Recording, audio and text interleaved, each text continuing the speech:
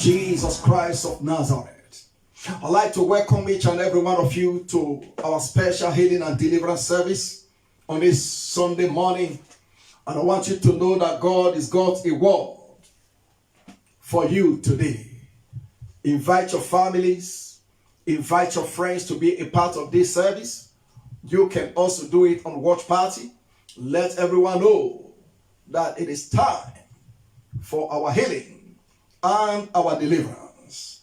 And I want to begin my reading from the book of Isaiah chapter 49. Isaiah chapter 49 verse 24 to 26. Thank you, Father. Lord, bless the reading of your word this morning. Open our eyes of understanding. Let there be illumination. Let there be light. Lord, let there be a release. I ask, oh God, that you anoint my tongue as the pen of a ready writer. Let me speak for the word of God with boldness, with clarity, with insight, with revelation, and with authority. And let the word of God bring healing to somebody. For he sent his word, and his word healed them and delivered them from that destruction. Let somebody be healed. Let somebody be delivered from destruction today via this word. In the name of Jesus Christ of Nazareth. Thank you, Father. In Jesus' name. Let ignorance be destroyed by the release of your word. In Jesus' name, I let the saints shout, amen. Isaiah chapter 49, verse 24 to 26. Shall the prey be taken from the mighty, or the lawful captive delivered? But thus said the Lord, even the captives of the mighty shall be taken away, and the prey of the terrible shall be delivered. For I will contend with him that contended with thee, and I will save thy children. God will save our children. God will save our children. Can somebody shout amen? And God will save you that is watching. And I will save thy children, and I will feed them that oppress thee with their own flesh, and they shall be drunken with their own blood as with sweet wine. And all flesh shall know that I, the Lord, am thy Savior and thy Redeemer, the mighty one of Jacob.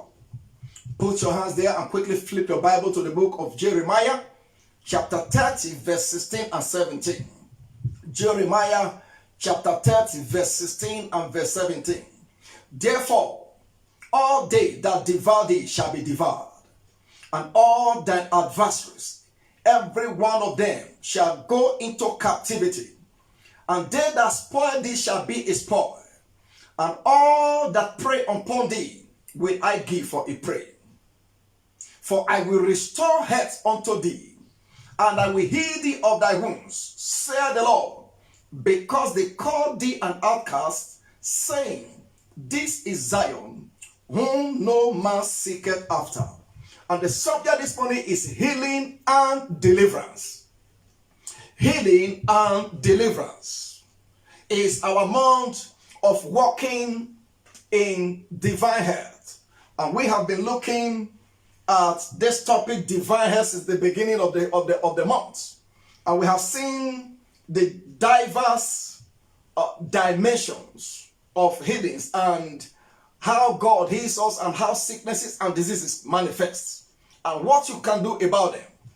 But our emphasis today is on healing and deliverance. What is deliverance? Deliverance simply means liberation from every oppression of the enemy. When we talk about deliverance, we're talking about you getting your liberty from every torment, from every affliction, and from every form of captivity. Deliverance is simply closing the door that the enemy has opened, or a door that was open to the enemy to come in. You close it. Thank you, precious Lord. For a great door and effectual is open unto me, but there are many adversaries.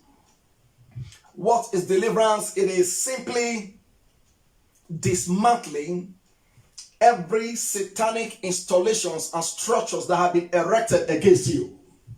Anything that has been put in place by the enemy with which they torment you, when you dismantle it, that is the act of deliverance. The process of dismantling satanic structures and installations is called deliverance. Glory to God. It is setting at liberty those who are bound. The bound, the oppressed, the tormented, those that have been held down. So the process of setting them free or at liberty is what is called deliverance. And of course, when we talk about healing, healing is getting well when you are sick. Healing is simply getting well by engaging the necessary instruments for your healing to get well. Beloved, I wish above all things that you may prosper and be in health, even as your soul prospered. In John chapter 8, verse 32, it says, and you shall know the truth, and the truth shall make you free. And verse 36 says, for whomever the Son shall set free, he shall be free indeed. Jesus has set free the whole world. When he died on that cross of Calvary, he said it is finished. So a transaction took place and liberty was made available for everyone. But unfortunately, not everyone is enjoying that liberty today. And that is why he said in John chapter 8, verse 32, and you shall know the truth, and the truth shall make you free. The truth does not set you free, the truth makes you free. That's what know means, to have intimate, personal, and experiential knowledge of something. And you shall know the truth. In other words, the truth that you know and you do is what will make you free. You shall know the truth. You don't just have a mental knowledge of the truth, but you have an experiential knowledge. You have an intimate knowledge of the truth. So the truth you take and you begin to apply it to your life is what makes you free. So knowing the truth is not enough, but doing it is what brings your liberation. So there are many that does not believe that they need deliverance. But when you look at the scriptures, you will discover that deliverance is all over the Bible. Praise the Lord. And if the enemy can get you to a position of ignorance where you don't believe certain things, then he has gotten you to a place where he will continue to oppress you and torment you. But I pray this morning that as the word of God is coming to you, that illumination is going to come and scales will fall from your eyes so that you will know how to take a stand against the deception of the wicked around you. Please understand that God is a spirit. John chapter 4 verse 24. God is a spirit, and those who worship him must worship him in spirit and in truth. You cannot relate to God in the physical. You can only relate to God in the spirit, because God is a spirit, as in water, face answered to face. Now, Satan is also a spirit. In Isaiah chapter 14, verse 12, this is what the scripture says concerning him, concerning Satan, the devil. It said, how art thou fallen from heaven, O Lucifer, the son of the morning? How art thou cut down to the ground, which this weaken the nations? How art thou fallen from heaven, O Lucifer, son of the morning? How art thou cast down to the ground, you that this weaken the nation? So Satan is also a spirit. And of course, God did not create Satan, he created Lucifer. But when he rebelled in heaven, he was cast out of heaven and he came to this earth and turned into Satan, the devil. So he is also a spirit. Man is also a spirit. 1 Thessalonians chapter 5, verse 23. 1 Thessalonians chapter 5, verse 23. I want to encourage you to note down the scriptures, please, because they're going to bless you. 1 Thessalonians chapter 5, verse 23.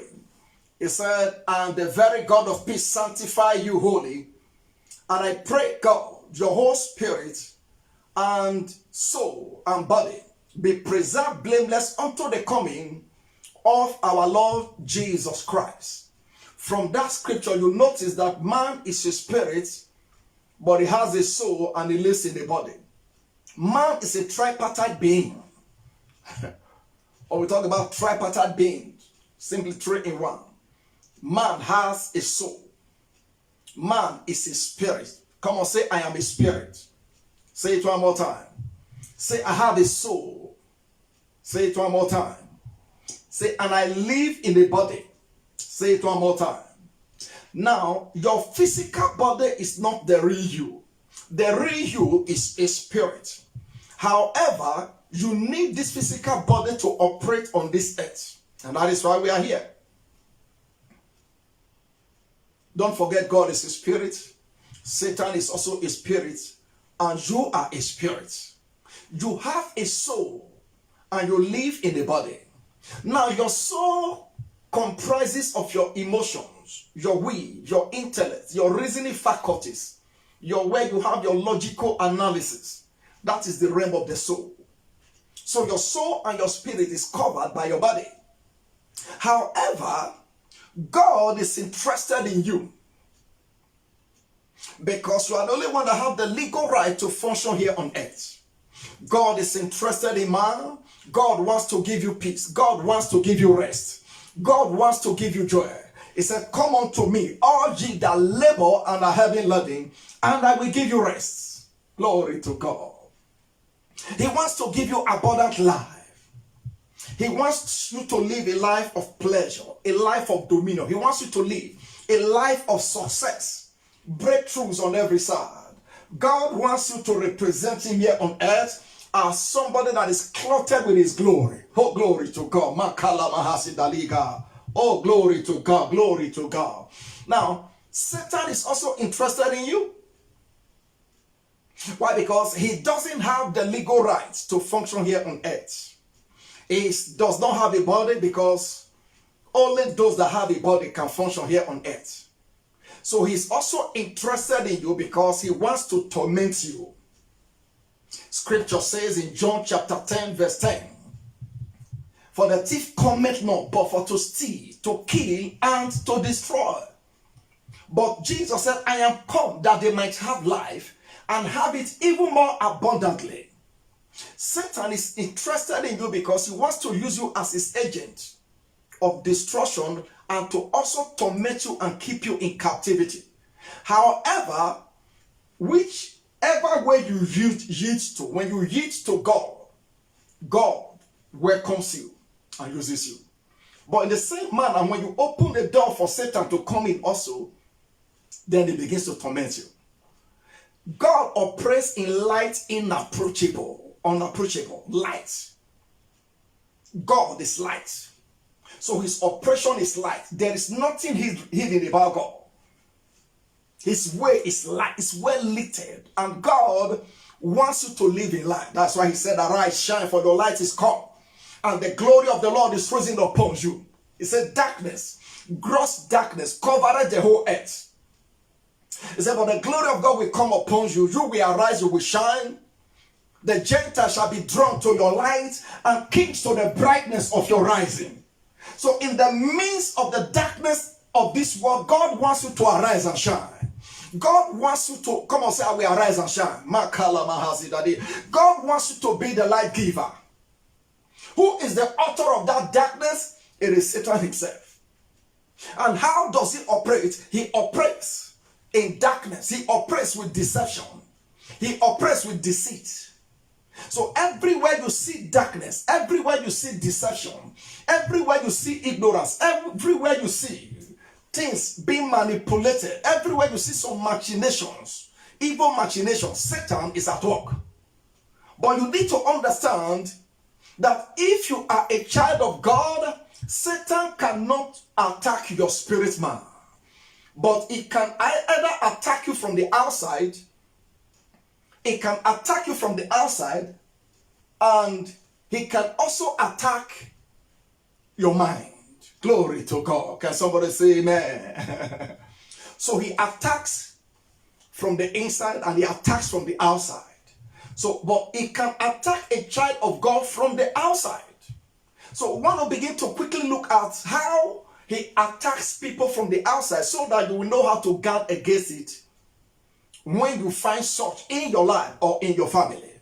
That is why we're having healing and deliverance service today, so that anyone that has been a victim of any form of attack from the outside, and even those that have been attacked from the inside through their mind, God is bringing your deliverance to you today in the precious name of Jesus Christ of Nazareth. The Bible says, and the light shineth in darkness, and the darkness comprehended it not. And the light shineth in darkness, and the darkness comprehended it not. So let's quickly look at a few examples of those who we need healing and deliverance. I'm talking about those that have been attacked by the enemy from the outside. So how does he attack from the outside? Number one, he attacks through affliction. Come on, say affliction. How does he attack people from the outside? He attacks them through affliction. Come on, say affliction. What is affliction? Affliction means to trouble somebody. Affliction means to disturb. Affliction means to inflict pain. Affliction means to cause harm, to hurt. What is affliction? It means to trouble. It means to cause pain. It means to disturb. It means to hurt or to harm somebody. That is affliction. So everywhere you see affliction, everywhere you see pain, they just know that Satan is responsible.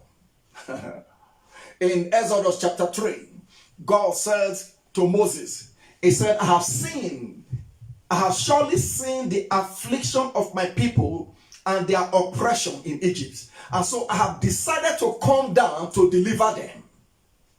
He said, I have surely seen the oppression, the affliction, and the oppression of my people in Egypt, and I have decided to come down to deliver them. This is God speaking to Moses.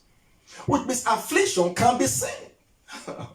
When you find somebody who is afflicted by the enemy, you look at the person, you can easily notice that something is not right. In 1 Samuel chapter 16, verse 14, the Bible has this to say about King Saul. Scripture says that the Spirit of God left Saul, and an evil spirit came upon Saul. Saul became tormented. He was afflicted right there in the palace, even though he was a king. A king was afflicted right there in the palace, in his high walls. Nobody is there with him. So the affliction came. And when that affliction comes upon Saul, he will begin to act like a madman. But when that evil spirit is not there, Saul acts calmly. So when you see somebody who is afflicted, they appear normal on the outside. But when the thing comes on them, you begin to see their operations and you are wondering, is it the same person that I saw just now? So what is making this person act this way? It is because there's an affliction. Somebody's mind can be afflicted. Somebody's mind can be afflicted. That's why the Bible says, casting down imaginations and every high thing that exalted itself above the knowledge of God. Your mind can be afflicted by the enemy. You can be a believer and then the enemy begins just to attack your mind. I'm not talking of your spirit. I'm talking of your soul, your will, your emotions, your intellect, your reasoning capacity. You just sit down and your mind is full of thoughts that are negative. Somebody's thought is just filled with suicidal tendencies. You know, some people thought that some people are their problems, but right now there's a lockdown. There's a lockdown, everybody's in their home. But then you still have some of those moments, some thoughts just come to you and you are wondering. You get angry. And nobody is there with you. It is because your mind has been afflicted by the enemy. What do you need? You need deliverance. Psalms chapter 34 verse 19. Many are the afflictions of the righteous, but the Lord delivered him from them all. Many are the afflictions of the righteous, the just, the born again. Many are the afflictions of the righteous, but the Lord delivered him from them all. God knows However, for you to receive your deliverance, you need to call upon God. He said, they shall call upon me and I will save them and I will deliver them. So many are the afflictions of the righteous, but the Lord delivereth him from them all. So the deliverance is not automatic, but you have to call on the name of God for your deliverance to be effected. Glory to God. I love what scripture says in Zephaniah chapter 4, verse 19. He said, and I will undo them that afflict thee. I will undo them that afflict thee. So anyone that is under the sound of my voice today, and there is any form of affliction in your life, my God and your God will undo that affliction today. In the mighty name of Jesus Christ, I decree that today we mark the end of that affliction. Any form of affliction in your life, is it mental affliction? Any affliction in your head, in your body, it is over today in the precious name of Jesus. Do you know, any time that spirit came upon Saul, he will be tormented. Now David was sought after to begin to play the harp for Saul, to check out the evil spirit, to take control over the affliction.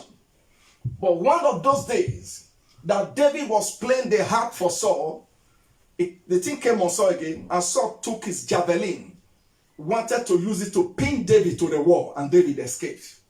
That is an exact picture of what it means when somebody is afflicted. Sometimes those who are on your path to help you and to assist you, the enemy stirs you up against them. Why? To disconnect you from the place of your help. Why would somebody who is helping you, now the spirit is stirring you up? That is the picture of an affliction. So how does Satan attack people? From the answer, number one, through affliction. And number two, through oppression. Come on, say oppression. What is oppression? Oppression means to be held down. To be held down. When you are held down, you are held down in such a way that you cannot even move. That is oppression. Say, I refuse to be oppressed. Oppression means to be held, firmly held down. You are incapacitated. You can't even help yourself. You can't take yourself out of the force that is holding you down. That is oppression. Glory to God. You are pressed down. An example of oppression in the scripture is found in Luke chapter 13. Luke chapter 13 from verse 11 to 18. Glory to God. Makalaba. Luke chapter 13 from verse 11 to 18. The Bible says in verse 11, and behold, there was a woman which had a spirit of infirmity 18 years, and was bound together, and could in no wise lift up herself.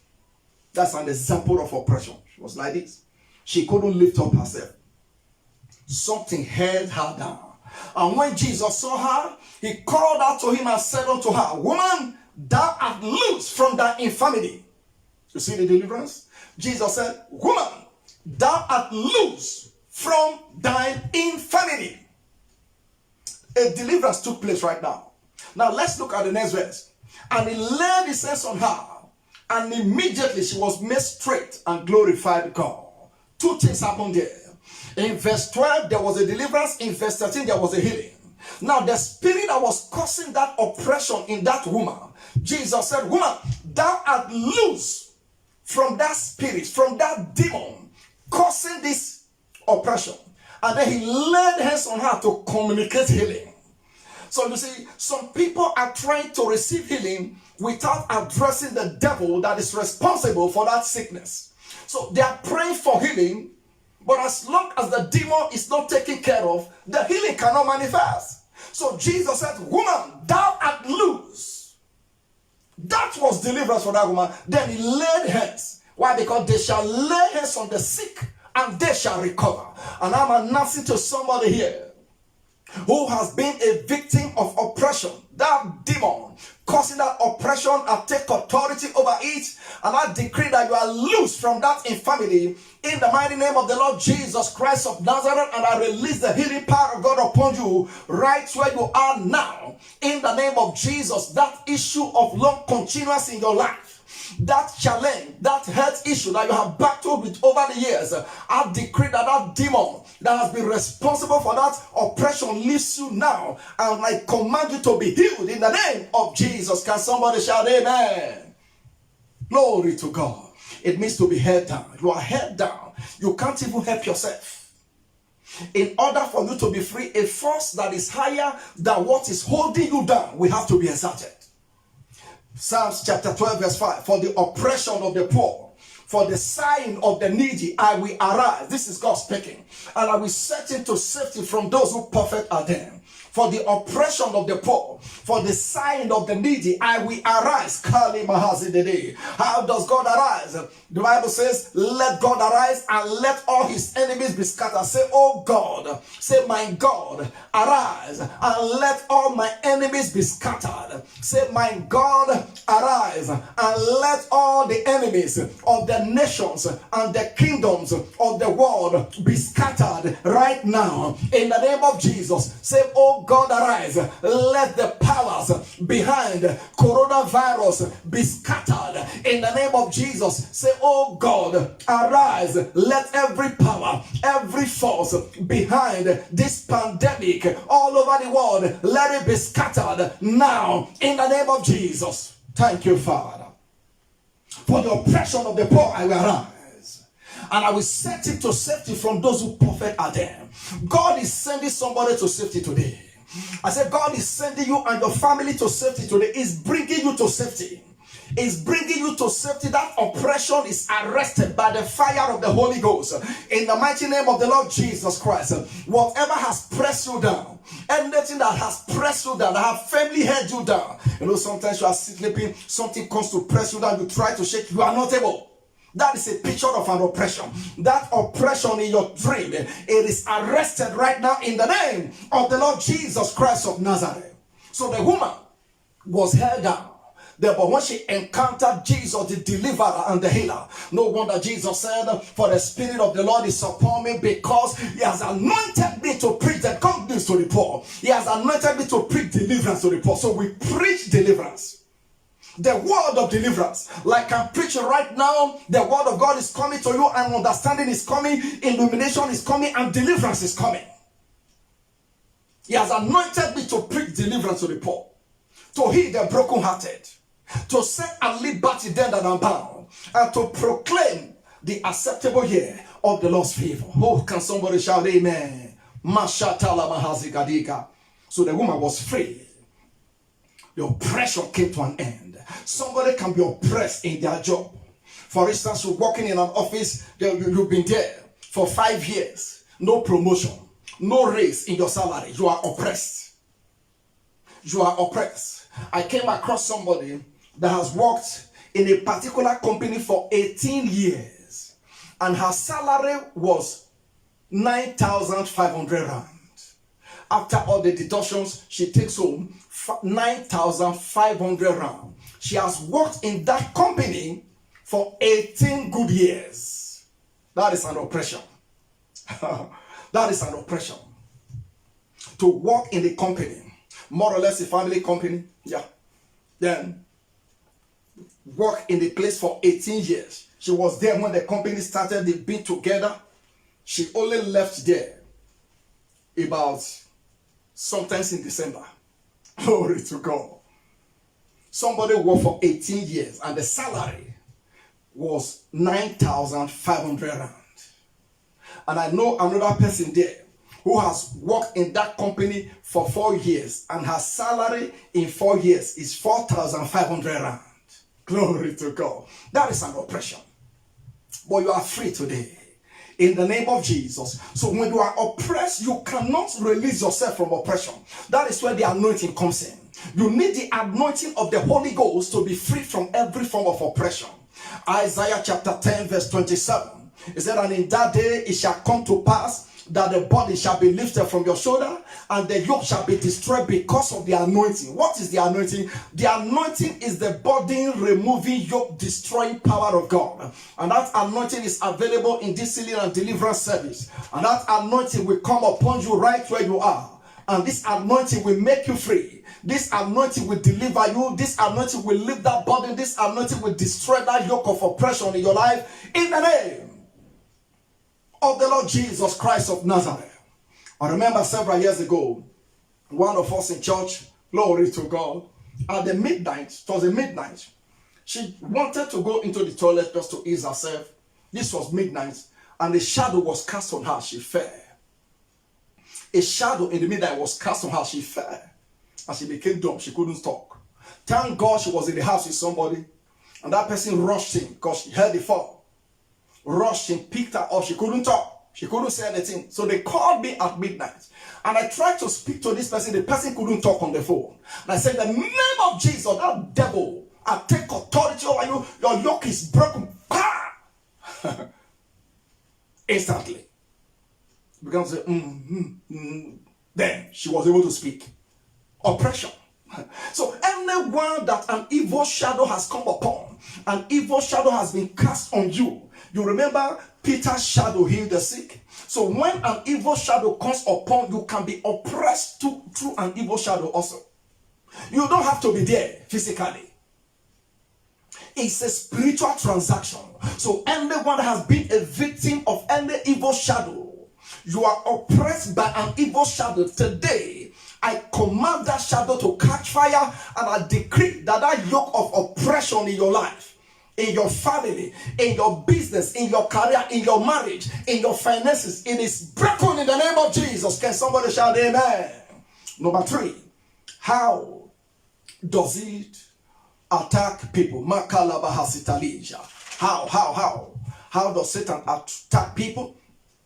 From the outside, through what I call repression. Come on, say repression. Those who are repressed in life.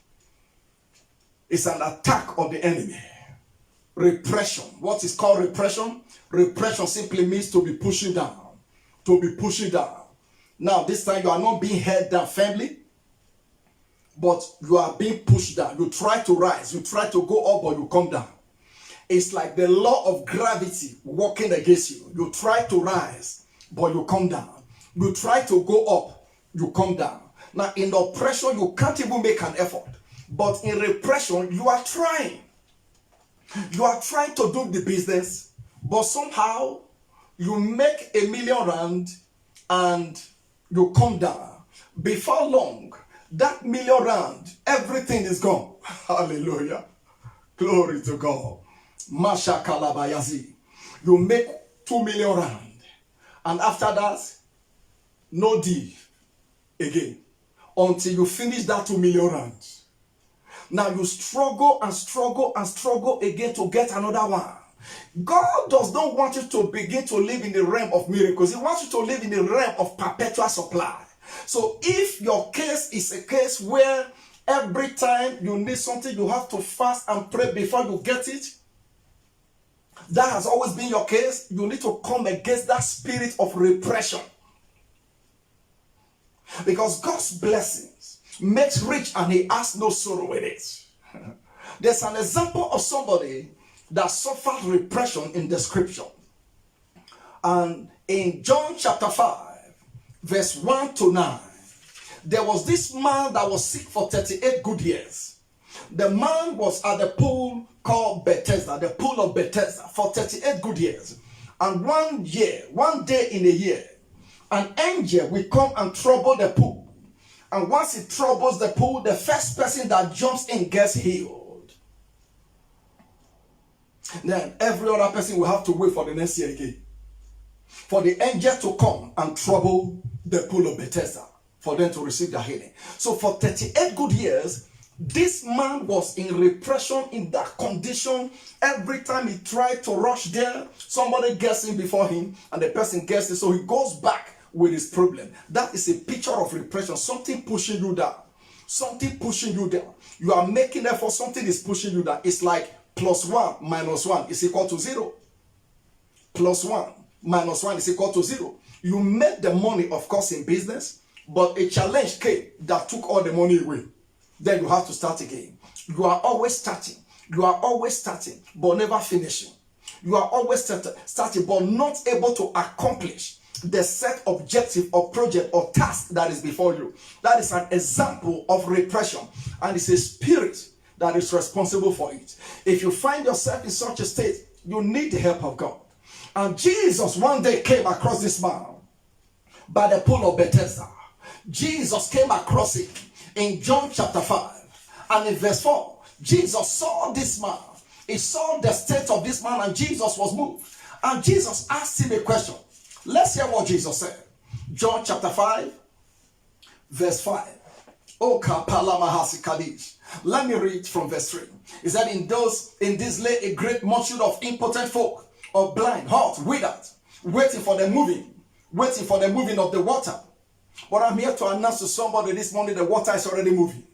I said the water is moving, and as you jump into the water right now, something is happening for you. Oh, glory to God. Glory to God. He said, for an angel went down at a certain season into the pool and troubled the water. Whosoever then first after the troubling of the water stepped in was made whole of whatsoever disease that he had.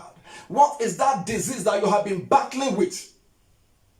Is it a physical disease, a spiritual disease? Is it a financial disease, a marital disease? I'm glad to announce to you this morning that the waters have been troubled. As the word of God is coming to you right now, the waters have been troubled. And by faith, you can jump into the waters right now and receive your deliverance, receive your healing, and receive your miracle. You need to receive your expectation. Let it turn into a manifestation. Jump into that pool right now and receive your favor. I said, jump into that pool right now and receive your job. Jump into that pool right now and receive your promotion. Jump into that pool right now and receive your healing. Jump into that pool right now, Makali Gadaya, and receive your restoration. Jump into that pool right now and receive whatever is a desire in your heart. In the name of Jesus, say, I jump into the pool and I receive my miracle now. Mashakalaba Yazida. Oh, glory to God. 5 says, and a certain man was there, which had an infirmity 38 years. It was a spirit of infirmity that kept this man for 38 years. That's 38 years. It was a demon.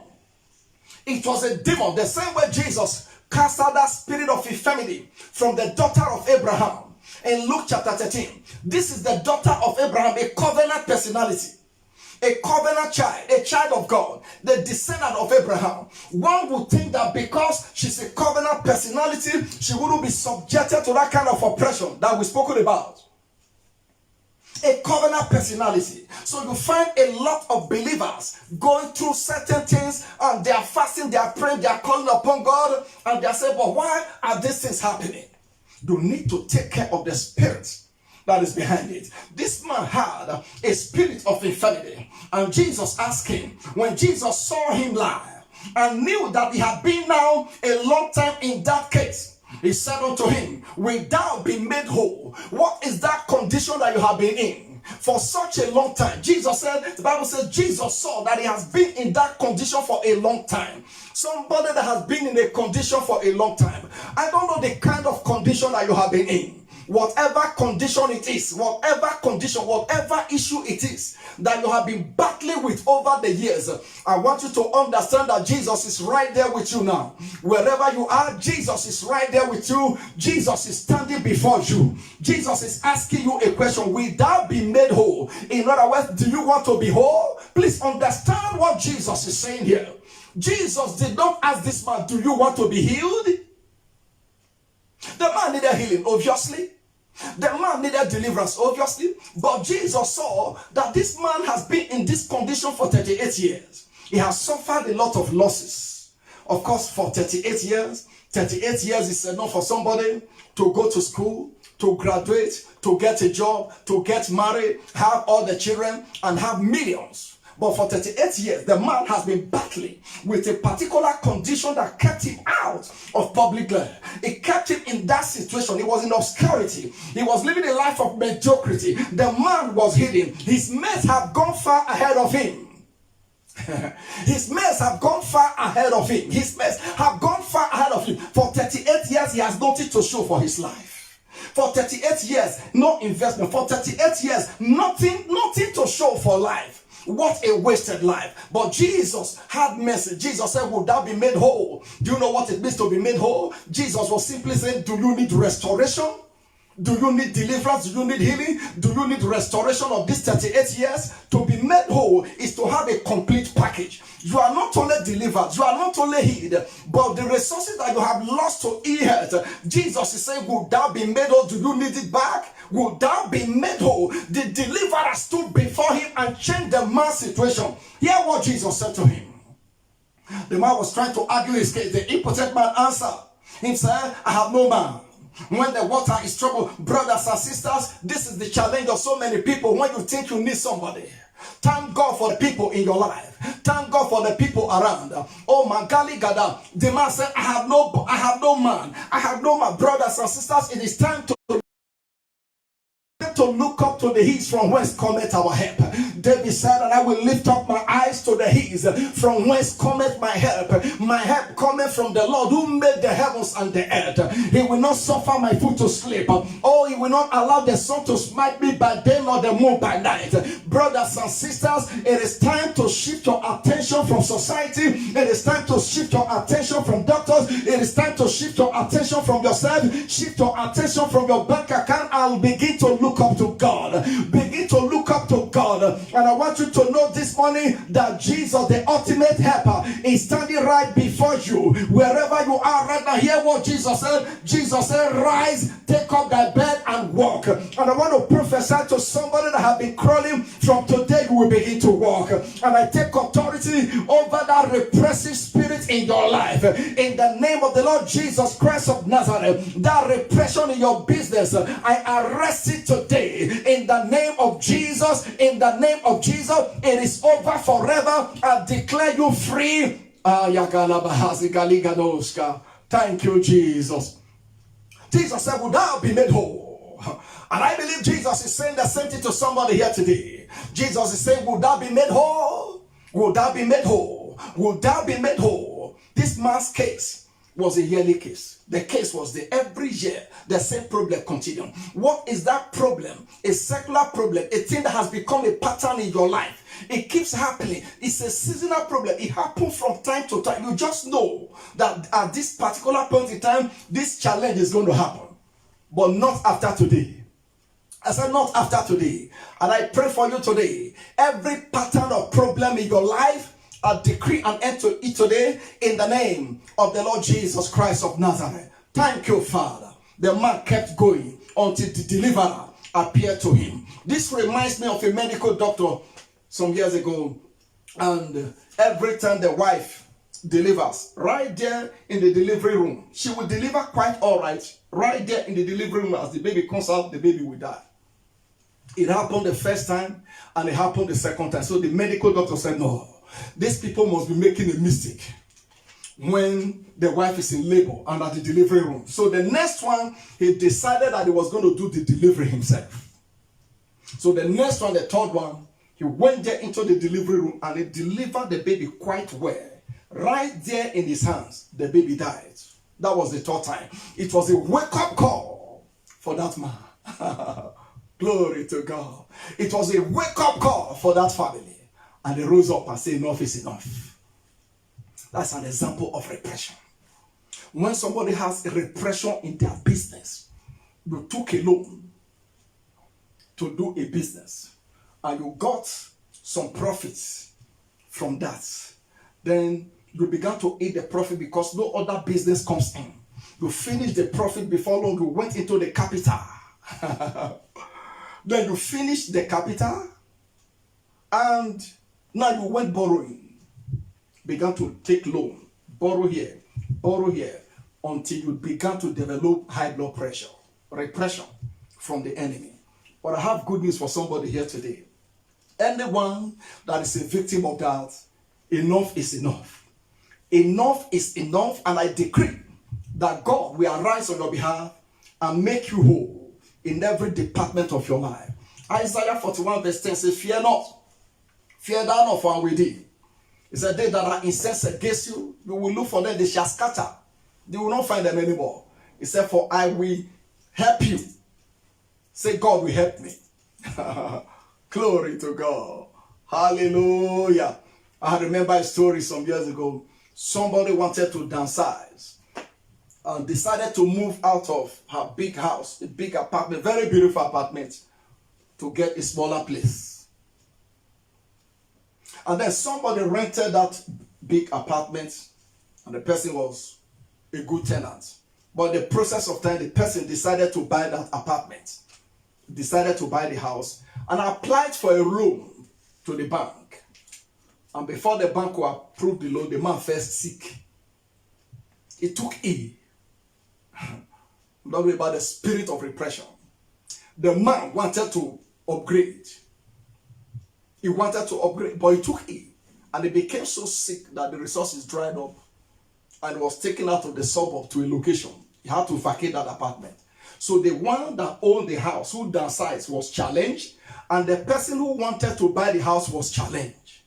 That is exactly the oppression or the spirit of repression. Number 4 is called regression. Come on, say regression. What is regression? Regression is when you are trying to go forward, but something is pushing you backwards. You are trying to move forward, but something keeps saying, no, go back. You take one step forward, but you take 2 steps backward. That is called regression. It is also called the spirit of degeneration. God designed you to go forward in life. That is why every time you look at the human body, everything in the human body is in the front. The eyes are in the front, the hands in the front, the legs in the front, the nose in the front, the mouth in the front. For the path of the just is as the shining light that shineth brighter and brighter unto the perfect day. So God designed life to be upward and progressive. God designed life to go forward. But when you find yourself moving backward, that is called regression. When you find yourself in such a state, you need the help of God. You need deliverance. Hallelujah. Do we have example of somebody that went through regression in the scripture? Mark chapter 5. It's called the woman with the issue of blood. Mark chapter 5 from verse 25 to 34. You see, regression is being pushed backward. Oppression is being held down firmly that you cannot move. Repression is being pushed down. Something is pushing you down. You try to rise, but something is pushing you down. Now, regression is you going backward. You just see yourself regressing. You just see yourself regressing. Everything is falling apart. You had 10 houses, then you sold 1. You sold 2. You sold 3. Now there is no reprieve. Regression. You need to rise up and come against it. Thank you, Father. Somebody say, thank you, Father. So the woman with the issue of blood had that issue for 12 good years. Mark chapter 5, verse 25 to 34. She was a very wealthy woman. Then the problem of hemorrhage started. It began, and she began to move from one doctor to the other. The Bible says, and she has spent all that she had, and she was nothing better. Her health began to waste her wealth. Her health was eating up her wealth, little by little, until she was left with nothing. And then she did not know what to do. But in the midst of her confusion, she heard about Jesus. It was a spirit that was responsible for that challenge for 12 good years. And I want somebody to understand today, Makalibo Rabba, for 12 good years, a woman will understand what I'm talking about that has a challenge with blood. Now, for somebody to carry that problem for 12 good years, smelling everywhere, losing strength, losing power, the shame, the reproach, the ignominy for 12 good years, that is exactly the picture of the devil. Because he comes to steal, to kill, and to destroy. But somebody under the sound of my voice who have escaped today from the activities of the enemy. That arthritis will leave you forever in the name of Jesus. That back pain will leave you forever in the name of Jesus Christ of Nazareth. In the midst of her confusion, she heard about Jesus. And she decided to go to Jesus. And she said, if I may but touch the hem of his garment, I shall be made whole. whole. I shall be made whole. I shall be made whole. This woman was not just asking for healing. She was asking for wholeness. Wholeness means restoration, spirit, soul, and body. All the monies I have spent on the doctors, everything I have lost, the shame. Lord, I ask for wholeness. I ask for restoration. She was asking for wholeness. Remember the man that was there for 38 good years? Jesus said, would that be made whole? The man was asking for wholeness. Will somebody ask for wholeness this morning? Will somebody under the sound of my voice ask for wholeness? Maybe your case is not physical illness, but there's a sick destiny. Maybe your case is a financial illness. You need to ask God for wholeness. Regression. The woman kept regressing. The woman kept regressing until she came across Jesus. When she came across Jesus, that issue of regression in her life stopped. And I pray for somebody today. Your head will not waste your words. Say in the name of Jesus, I decree that my head will no longer waste my words. Put your hand on your head. Say in the name of Jesus, by the laying on of my hands on me, I decree that my head will no longer waste my words. In the name of Jesus, I reject sickness. My head will not waste my words. I receive wholeness today, spirit, soul, and body. In the name of Jesus, if your issue is finances, you put your hand in your pocket and say, in the name of Jesus, I receive wholeness in my finances. Come on. Say, in the name of Jesus, I receive wholeness in my finances. Or you put your hand in your purse or your bank account, in your bank account. Say, in the name of Jesus, I receive wholeness in my finances. Or you can put your hand on your phone. Say, in the name of Jesus, I receive wholeness in my finances today. In the name of the Lord Jesus Christ of Nazareth. Thank you, mighty God. Glory to God. Liga bayama hasikete. Jobrela ma akibo rozubra liga di barasi tate. You will not borrow again. I decree that you will not borrow again. In the name of the Lord Jesus, the Bible says that the borrower is servant to the lender. I decree that you are not the lender. You will give loans to nations. I said you will give loans to nations. In a short while, it doesn't matter those who are already giving loans to nations, but I'm announcing to you today, the body of Christ. God is raising men and women within the body of Christ that will give loans to nations, that will give assistance to nations. In times like this, believers will rise up everywhere, all over the nations, and begin to give assistance, massive assistance, tangible assistance to governments in the name of the Lord Jesus Christ. And somebody watching this broadcast, I'm talking about you. I'm not talking about your neighbor, but I'm talking about you, that in a short while, the blessing of God will rest upon your life. You will become a national phenomenon. You will become a global phenomenon. You will become a man and a woman of impact. Somebody that will be sought after.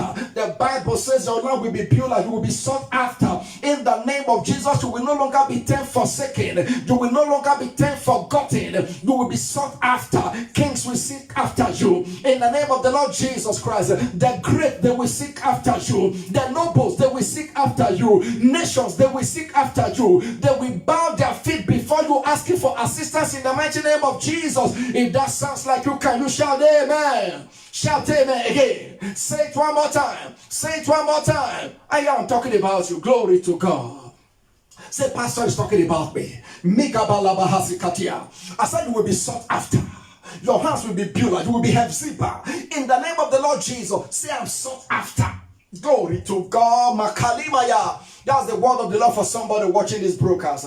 I hope your faith is enough to receive that. That in a short while, you will be writing checks for your nation. You will be writing check of assistance for your nations. In the name of the Lord Jesus Christ. Now, in times like this, they will look out for people like you and say, yes, we know that if we approach this person, Magilaba, and I prophesy that nobody will go hungry because of you anymore. Nobody will go naked because of you. In the name of the Lord Jesus Christ, God will put resources in your hands to clothe the naked, to feed the hungry, to give houses to those who are stranded. In the name of the Lord Jesus Christ of Nazareth. And I declare you blessed today, that the blessing of God upon your life, it makes rich and it has no sorrow to it. In the precious name of Jesus. Do we own estates? Glory to God. I say glory to God. I declare that you are shining. I see you shining. I see you shining. I see you shining. The resurrection power of God is putting this in perspective in your favor right now. In the name of Jesus. Glory to God. Oh, Mama Haziga Ligarabaya. Oliga No more regression. I said no more regression in your life. No regression in your business. No financial regression. No regression in your health anymore. No regression in your destiny anymore. Whatever the enemy stole, I prophesy total restoration. I prophesy wholeness right now in the name of the Lord Jesus Christ of Nazareth. All they that devour you, I devour them. All they that spoil you, I command them to be spoiled. All they that pray on you, I command them to be given for a prayer. My God will heal you. My God will cure you. He has restored your wholeness. For the Lord is in our midst like a mighty, terrible warrior. Therefore, all our persecutors, they shall stumble. They shall not prosper. They shall be greatly ashamed. And their everlasting confusion, it shall never be forgotten. In the name of the Lord Jesus Christ of Nazareth, you move from the position of beggar to a giver. You move from the position of borrower to a lender. In the name of the Lord Jesus Christ of Nazareth. Can somebody shout amen? You will not borrow again. Oh, glory to God. Glory to God. God will give you the what's best at your own price. And the price tag tends to zero. Maliga yabaha. Elezito fraliga dabaya. Legodudu dabrahasakito levesha. Meka paliga daba. Do you know you are becoming a policy changer? You are becoming a decision maker. I said you are becoming a decision maker, and anything that has sat on your destiny, I unseat them today. The hand of the wicked have been upon your head. I command that hand to be lifted right now, and I stretch forth my hand on this screen, and I decree that the hand of the enemy that has been upon your life, I take out that hand right now, and I place the hand of righteousness upon you. I place the hand of glory upon you. I place the hand of healing upon you. I place the hand of restoration upon you. I place the hand of expansion upon you. I place the hand of no more limitation upon you. I place the hand of no more regression, no more repression, no more oppression, no more affliction. In the name of the Lord Jesus, now receive your healing in the name of the Lord Jesus Christ. Every sick destiny under the sound of my voice be healed in the name of the Lord Jesus Christ of Nazareth. Glory to God. Can somebody shout glory? Oh, Makala Mahasitaliga. Oh, hallelujah. Number 5 is what is called distractions. Come on, say distractions. Yeah, the enemy, can distract you. Distractions can come, not necessarily to you, but it might be to somebody who is connected to you. And because of your connection, Makalaba, in Matthew chapter 15, if you read from verse 18 to 21, Matthew chapter 15. Oh, come on, say distraction. Say in the name of Jesus, I reject distraction. Say it one more time. Say in the name of Jesus, I reject the spirit of distraction. Matthew chapter 15, verse 18. It says, about those things, Marasi kapalazidadi, oh balika, sendo, vreliga, Malaysia. Sorry, Matthew chapter 18. Chapter 15 from verse 21. And Jesus went thence and departed into the coast of Tyre and Sidon. And behold, a woman of Canaan came out of the same coast and cried unto him, saying, have mercy on me, O Lord, thou son of David. My daughter is grievously vexed with the devil. He said, my daughter is grievously vexed with the devil. But he answered her not a word. And his disciples came and besought him, saying, send her away, for she cried after us. But he answered and said, I'm not sent but unto the son, unto the sheep of the house of Israel, unto the lost sheep of the house of Israel. Then came she and worshipped him, saying, Lord, help me. But he answered and said, it is not meet to take the children's bread and to cast it to dogs. And she said, truth, Lord, yet the dogs eat of the crumbs which fall from their master's table. Then Jesus answered and said unto her, O woman, great is thy faith. Be it unto thee, even as thou wilt.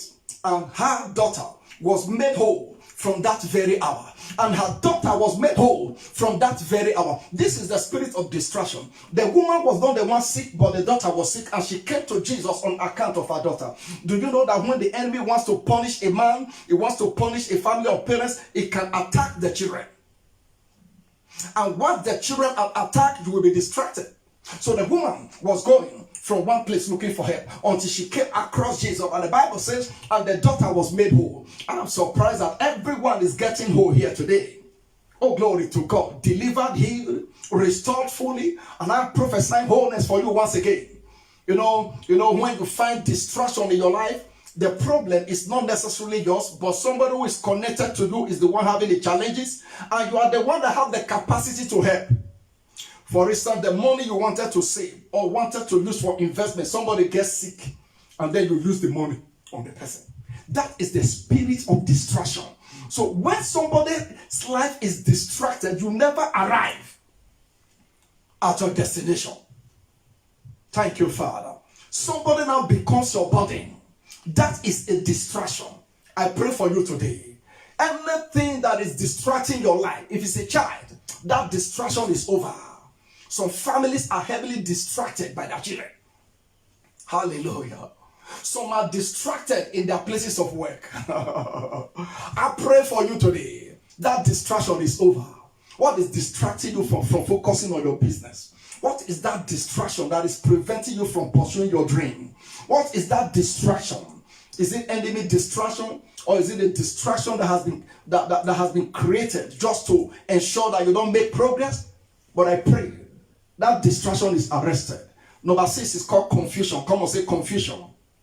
You know, confusion is a spirit that comes upon a person. It makes it impossible for you to know your right from your left. When somebody is confused, it's like walking in darkness.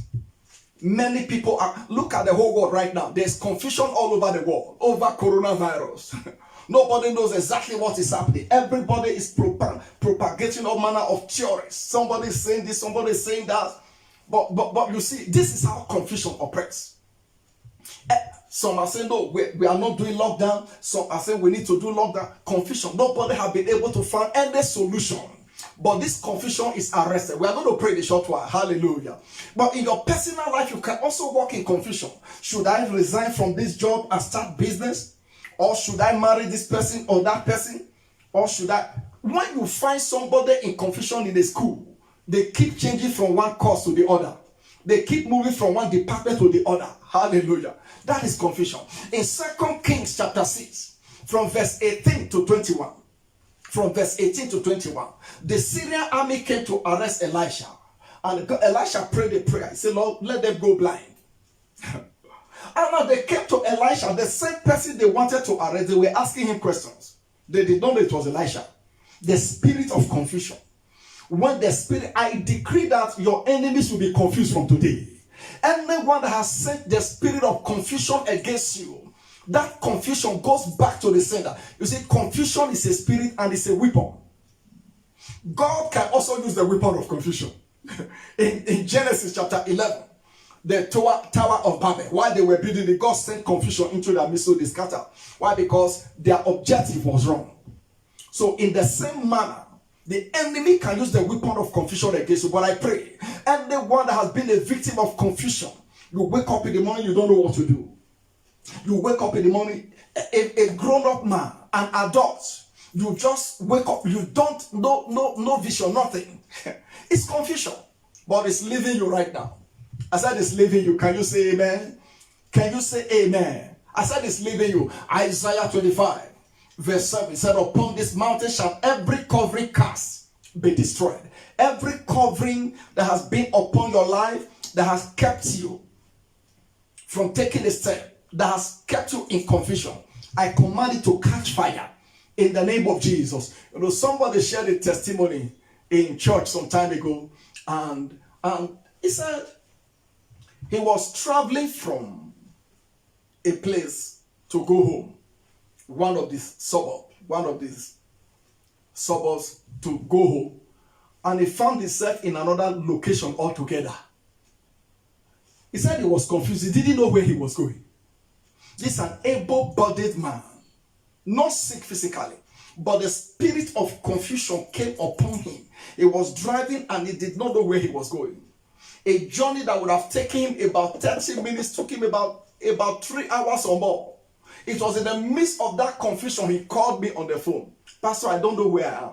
I said, what is the problem? He said, I don't know what is happening to me.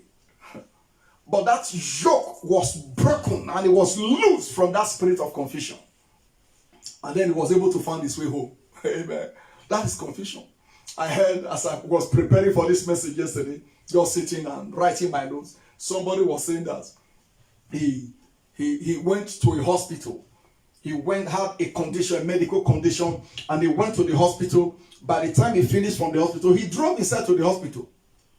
So By the time he finished from the hospital, he went to the road to board a cab, a taxi. And it was while inside the taxi, he remembered that he drove to the hospital. So he came down from the taxi and went back to the hospital to pick his car. That is the spirit of confusion. So anyone that is listening to me, there is any form of confusion in your life today, I take authority over that confusion in the name of Jesus. Number 7, how does he attack? From the outside through obsession. Come on, say obsession. What is obsession? Obsession is when there is a thought that fills your mind all the time. Something that has to do with a passion that occupies your mind all the time. When you find somebody who is obsessed, all they want to do is something that is wrong. An example of somebody that was obsessed in the scripture is Samson. God said, you shall not marry a strange woman. And Samson, even though the anointing was on him, all that he was interested is in strange women. And then he eventually died. He died untimely. He died before his time because of his passion and obsession for strange women. That will not be your passion. Esau is another example of somebody that was obsessed with food. Esau was obsessed. He had an obsession for food. Everything. Because of that obsession, he lost his birthright. What is that obsession? It's something that fills your mind. If you don't do it, it may be alcohol, it may be whatever, it may be sex, it may be TV, whatever. What is that passion?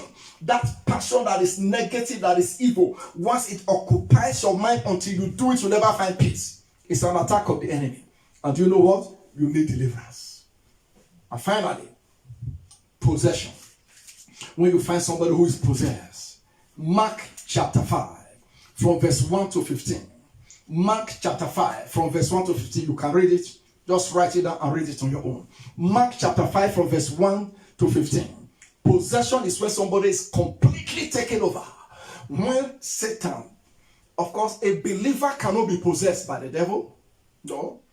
It cannot be possessed. It may afflict your body. It may afflict your mind. But it cannot attack your spirit, because your spirit is born again. Your spirit is pure.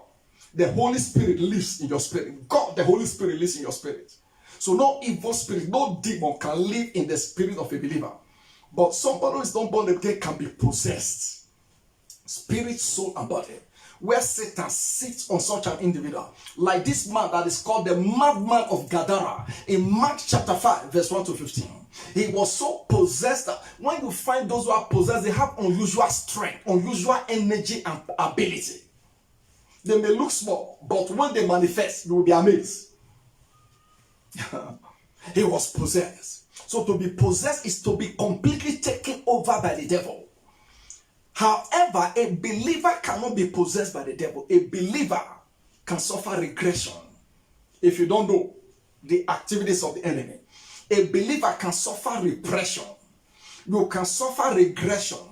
You can suffer obsession. You can be afflicted and you can be oppressed by the enemy.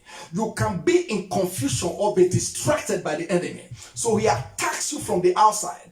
And the believer that is oppressed, the believer that is afflicted, and the unbeliever that is possessed, they both need deliverance. And how do you secure your healing and your deliverance? In times like this. I have about 7 kids, but I give you just one today before we pray. By using the name of Jesus. Come on, say the name of Jesus. By using the name of Jesus. Come on, say the name of Jesus. Affliction is a name. Oppression is a name. Possession is a name. Regression is a name. Confusion is a name. Distraction is a name. Whatever name it is. Philippians chapter 2 verse 9 to 11 says, wherefore God has highly exalted him and given him a name that is above every name. That's the name of Jesus. That at the mention of that name, every knee should bow. Every knee should bow. So if you find yourself in any of these things I have mentioned today, if you sense any form of regression in your life, do you see repression? Do you see affliction? Do you see oppression? Do you see confusion? Do you see distraction? Whatever it is that you see in your life, I'd like you to rise up on your feet right now and pray. You understand Makida Labaria. He said, for this purpose the Son of God was manifested that he might destroy the works of the devil. brothers and sisters, you shall know the truth, and the truth shall make you free. God is still in the business of delivering people. Jesus said, for this purpose I was manifested. I manifested myself. I manifested to destroy the works of the devil.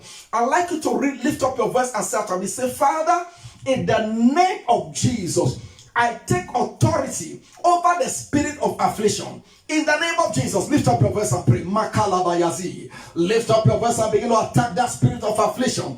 In the name of Jesus, the name that is above every name, we take authority over the spirit of affliction. You are cursed from the roots. The blood is against you. Thank you, mighty God. Say, in the name of Jesus, I take authority over the spirit of oppression and the oppression in my life, in my family, in my business, in my health. I take authority over you. In the name of Jesus, lift up your voice and pray. Makalabaya. Liza Dabo Bababa Zigele Ebrado Palazida Librado Palama Segedo Sebredi Kalima Erasaka Paliza Nebreleke Dorozia Ebalena Nananana Leko Palina Mosumpra Ligadiza Lekatu Malezeteria Zigado. In the name of the Lord Jesus Christ of Nazareth, say, in the name of Jesus, I take authority over the spirit of repression. I take authority over the spirit of regression. Say, I take authority over the spirit of repression and regression in my life,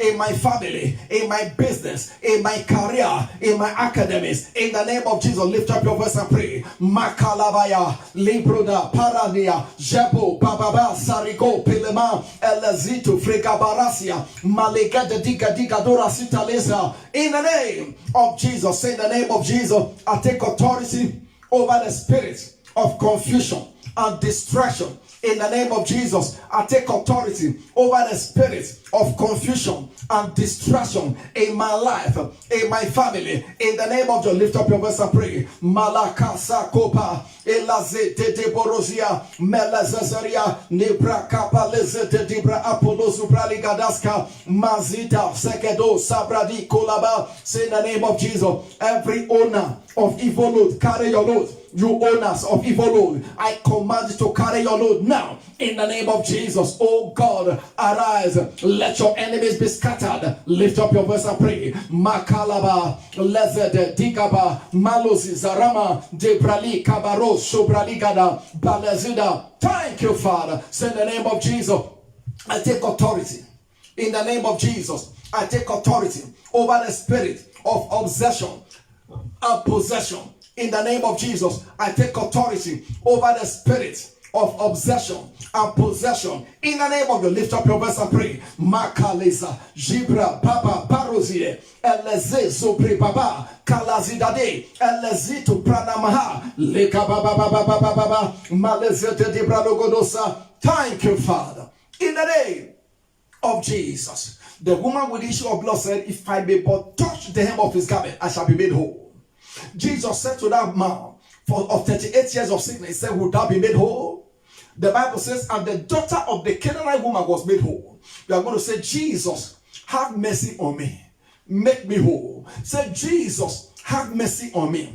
Restore me. Give me oral restoration in my health, in my finances. In the name of Jesus, lift up your voice and pray. Jesus, have mercy on your people. Everyone watching this broadcast, Jesus, be merciful. Makalia, let your mercy bring restoration. Let your mercy bring wholeness, Lord. Lekapala, Lago, Zedebe, Belima, Ebra, Dekaro, Sotoria, Alezetetepa, Ebalezida, Nebra, Logoporo, Sutali, Mahasi, Katoske, Father, Lekapaska, Lozidadi, Malozi, Bralagado. Thank you, Father. Say, in the name of Jesus, Father, in the name of Jesus, we take authority over the spirit of coronavirus. You unclean spirit of coronavirus will destroy you in the name of Jesus. Lift up your voice and pray. Makalaba, Librado, Sanda, Jibrali, Kabalo, Sebraligada, Legagagaga, Ebraligada, Malozete, Nebra, Palozia, Ebrale Katika Palazidada, Kalababa, Elakapalana, Nebra Lokoposia, Bralakato, Erazize, Maroskopa, in the name of the Lord Jesus Christ of Nazareth. We want to pray for the economy of nations right now.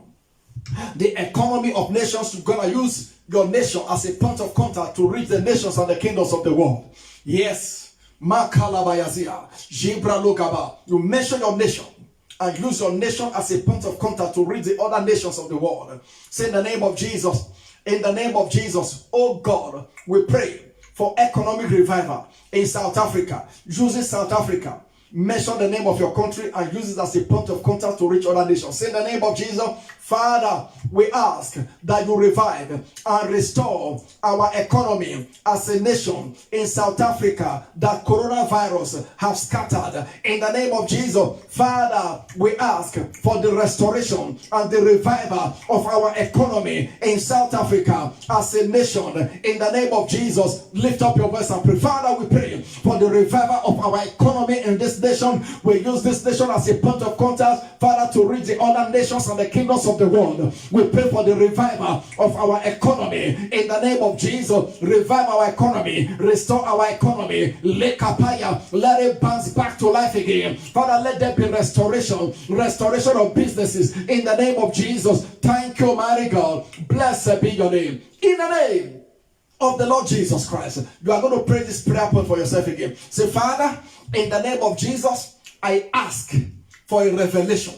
I ask for a revelation that will make me a global phenomenon after coronavirus. Oh God, give me a revelation. Give me an idea. My Father and my God, give me a revelation. Give me an idea that will turn me into a global entity after this crisis. In the name of Jesus, lift up your voice and pray. Makaliga Zuda Jebrado Erasiku Palama Ebalikati Kataba Elezidono Maregida Katurosia Jabrike Telima Ebalezi Jukaka Kakute Epa Palazi Zubri Malika Daba Elazidada Karezia Jubralagada. In the name of the Lord Jesus Christ, I want us to take authority over the spirit of fear. Say in the name of Jesus, I take authority over the spirit of fear. Every symptom in my body, die from your roots. In the name of Jesus, I refuse to fear. Lift up your voice and pray. Makariza. Lord, we take authority over the spirit of fear. We take authority over the spirit of fear right now. Every symptom in my body, I command it to die from your roots in the name of the Lord Jesus. I reject sickness. I reject diseases and I reject affliction. Thank you, mighty God. We are going to pray. Say in the name of Jesus, everyone infected by coronavirus, we declare you healed all over the world. Everyone infected by coronavirus, we declare you healed all over the world. Lift up your voice and pray. No more death. We release the healing power of God over everyone that is infected right now by this virus. We release the healing power of God upon you. You are made whole. Mikarasiadonia. Elagida Maleza Zipratoske Lega Parazia. Thank you, precious Lord. In the name of Jesus Christ of Nazareth. I don't know what is your expectation from this service this morning. It's a special healing and deliverance service. I'd like you to lift up your voice and make your request to God right now, right where you are. Lift up your voice and present your expectation. Oh, there shall be miracles. I hear signs and wonders. I hear miracles taking place. Oh, glory to God. For somebody, the wind of confusion has been blown at you. It has gone back to the sender. The Lord just told me somebody that had been living in confusion. It was a wind. It was a wind of confusion that was released against you. A wind of confusion to make you undecided. A wind of confusion. It goes back to the sender right now. No more confusion in your life. After the service, you will know what to do. I pray for a sound mind. I pray for soundness of mind. Makila Baya. Come on, present your expectations before God right now. Oh, Maligada. Elezetelima Rabara. Razude. Prenamahazia. Shubralikada. Aligada sombra ligadasa malege tebrahasaliga. Somebody has just been healed of heart palpitation right now. Oh, thank you, mighty God. Thank you, mighty God. A pain has just left somebody's knee. A pain has just left somebody's knee. Mankali bayazga. Elezita la brada. That growth in your leg, on your feet. The growth in your feet, the swelling in your feet, it has just deflated right now. Somebody's swelling on the feet has just deflated by the power of the Holy Ghost. I'd like you to lay hands on your feet and say in the name of Jesus, I command you to deflate right now. The swelling has gone down, it has gone down. Glory to God. Somebody's breathing condition is being restored right now in the name of the Lord Jesus Christ Christ, inability to breathe properly, it has just been corrected, it has just been handled. In the name of Jesus, I take authority over that coronavirus. I curse it, I bind it, and I cast it out in the name of the Lord Jesus. The symptoms you feel in your body, they are arrested by the fire of the Holy Ghost in the name of Jesus. And I hear the Spirit of God say, as you tell you, fear not. Fear not, you are not infected. Fear not, you don't have what you think you have. Thank you, mighty God. Glory to God. Glory to God. Glory to God. Come on, lift up your hands and begin to thank God. I worship you.